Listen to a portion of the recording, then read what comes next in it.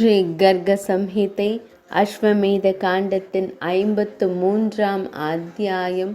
உத்தவரின் அறிவுரையின் பெயரில் யாதவர்கள் அனைவரும் துவாரகாபுரிக்கு புறப்படுகின்றனர். அனிருத்தரின் தூண்டுதலால் உத்தவர் துவாரகாபுரியை முதலில் அடைந்து தனது பயண கதையினை விவரிக்கிறார். ஸ்ரீ கர்காச்சாரியார் கூறுகிறார், அரசரே, மன்னர் உக்ரசேனர் அந்த குதிரை பல வீரமிக்க மன்னர்களை சந்தித்து இந்தியா முழுவதும் அலைந்து திரிந்து பல்வேறு ராஜ்யங்களுக்கு சென்றது.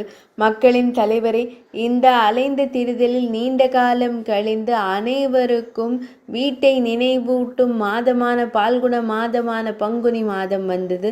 அனைவரும் இல்லத்தை நினைவு கூர்ந்தனர். பால்குண மாதத்தின் வருகையை கண்ட அனிருத்தனுக்கு ஐயம் ஏற்பட்டது. அவன் ஞானியான அமைச்சர் உத்தவரிடம் கூறினான். அனிருத்தர் கூறியது, முதல்வரே, அமைச்சரே, யாதவராஜரான உக்ரசேனர் சித்திரை மாதத்தில் யாகம் செய்தார். நாம் என்ன செய்வது? இன்னும் சில தினங்களே எஞ்சியுள்ளன. ஆஷாடனை கடத்தி சென்ற மன்னர்களில் எத்தனை பேர் இந்த பூமியில் மீதம் இருக்கிறார்கள் என்பதனை நான் அறிய விரும்புகிறேன். தயை கூர்ந்து அவர்களின் பெயர்களை விரைவாக கூறுங்கள். உத்தவர் கூறினார், பகவான் ஸ்ரீஹரியின் குதிரைகளை பரிகளை திருடக்கூடிய வீரர்கள் இனி பூ உலகிலோ வானத்திலோ எவரும் இல்லை. எனவே தங்க மாலைகளால் அலங்கரிக்கப்பட்ட வாயில்களை கொண்ட யாதவர்களின் நகரமான துவாரகைக்கு செல்வாய். இதனை செவிமடுத்த அனிருத்தன் பேரானந்தம் அடைந்தான். அரசே, உத்தவர் கூறியதை அனிருத்தன் குதிரையிடம் திரும்ப கூறினான். அனிருத்தனின் வார்த்தைகளை கேட்ட எல்லாம் அறிந்த அந்த குதிரையானது, அந்த பரியானது அதே அவசரத்துடன் துவாரகைக்கு திரும்பியது. இலங்கையிலிருந்து திரும்பும் ஹனுமன் கிஷ்கிந்தாபுரிக்கு மிகுந்த வேகத்துடன் வந்த அதே நேரத்தில் அவனும் புறப்பட்டான். மனிதர்களின் தலைவரே, அவனுக்கு பின்னால் காற்றை போலவும் மனதைப் போலவும் வேகமான குதிரைகளில் பானு, சாம்பன் போன்ற வீரர்கள் ஓடத் தொடங்கினர். குதிரை கடத்தப்பட்டு விடுமோ என்று அஞ்சி அவர்கள் அனைவரும் அதனை பிடித்து தங்க கயிறுகளால் கட்டினார்கள். அதை இராணுவத்தின் நடுவில் வைத்துவிட்டு தங்கள் நகரத்தை நோக்கி புறப்பட்டனர். யாதவர்கள் முரசு கொட்டி பூமியை நடுங்கச் செய்து தங்கள் கொடிய எதிரிகளின் இதயங்களில் அச்சத்தை விதைத்தபடி முன்னேறி கொண்டிருந்தனர்.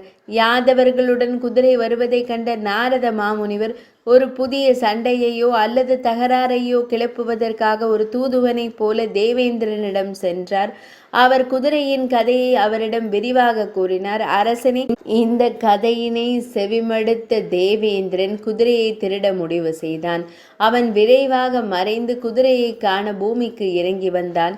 ஐயகோ, அனைத்து தேவர்களும் பகவான் ஸ்ரீ மகாவிஷ்ணுவின் மாயையால் கவரப்பட்டே இருக்கிறார்கள். குபேரன், பிரம்மதேவர், தேவேந்திரன் போன்றவர்களே கடவுள் எனும் மாயையால் மயங்கும் போது பூமியில் உள்ள சாதாரண மனிதர்களை குறித்து என்ன கூறுவது? தேவேந்திரன் அங்கு சென்று விஷ்ணு வம்சத்தின் முழு படையையும் ஆய்வு செய்தான்.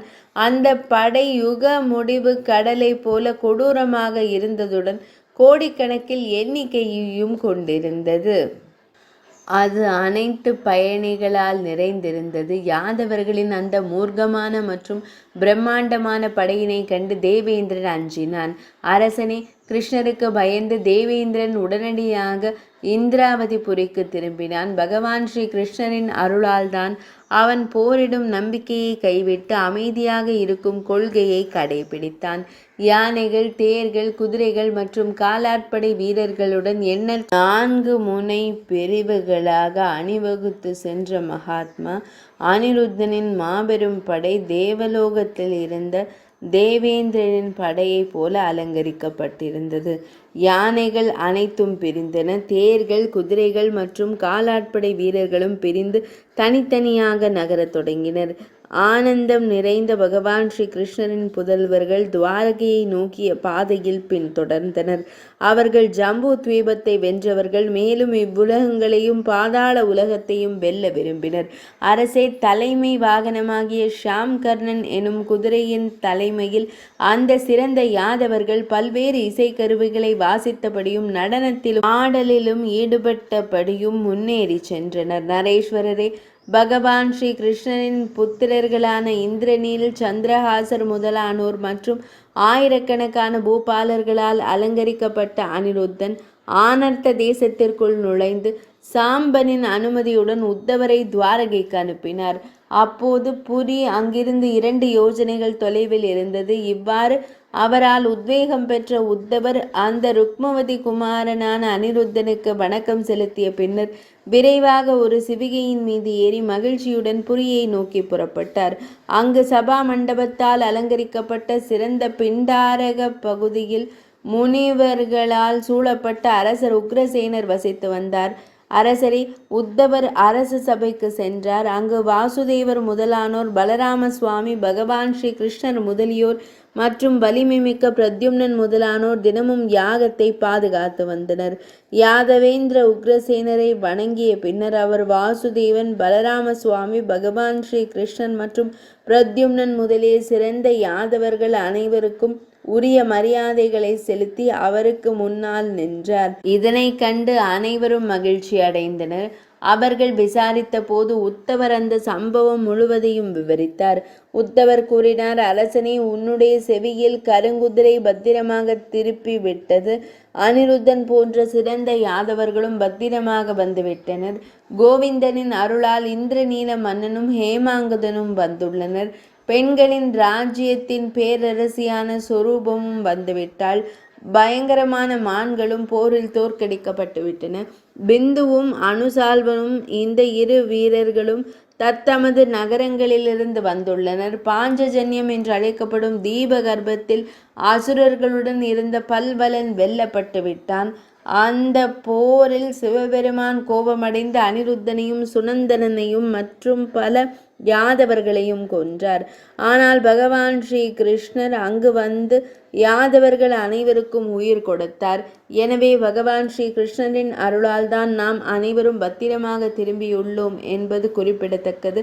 கௌரவர்கள் அனைவரும் தோற்கடிக்கப்பட்டு பீஷ்மரானவர் நம்முடன் இங்கு வந்துள்ளார். வேத வனத்தில் துன்புறும் பாண்டவர்களையும் பகவான் ஸ்ரீ கிருஷ்ணரின் பிரிவால் துயருற்ற இடையர்களையும் நாம் கண்டோம். சிறுவயது முதலே பகவான் ஸ்ரீ கிருஷ்ணரின் பக்தராக இருந்து வரும் சந்திரஹாச மன்னனும் எங்களுடன் இங்கு வந்துள்ளார். உங்களுக்கு அஞ்சி வேறு பல மன்னர்களும் இங்கு வந்துள்ளனர். ஸ்ரீ கர்காச்சாரியார் கூறினார், அரசரே, உத்தவரின் அவர் வாக்கிலிருந்து பகவான் ஸ்ரீ கிருஷ்ணரின் நற்பண்புகள் போற்றப்படுவதை செவிமடுத்த யாதவர்களின் தலைவனான உக்ரசேனன் அவன் ஆனந்த கடலில் அவர்களை மூழ்கச் செய்தான். அவன் உத்தவனுக்கு இரத்தினங்கள் பதித்த ஒரு மாலையை அணிவித்தான் மற்றும் ரதங்களையும் கொடுத்தான். பின்னர் பகவான் ஸ்ரீ கிருஷ்ணர் விரைவாக அவனை மாநகர பகவான் ஸ்ரீ கிருஷ்ணர் விரைவாக எழுந்து ஆனந்தம் நிறைந்தவராக சபையில் இருந்த தன் நண்பன் உத்தவனை சந்தித்து அவனை மனதார ஏற்றுக்கொண்டார்.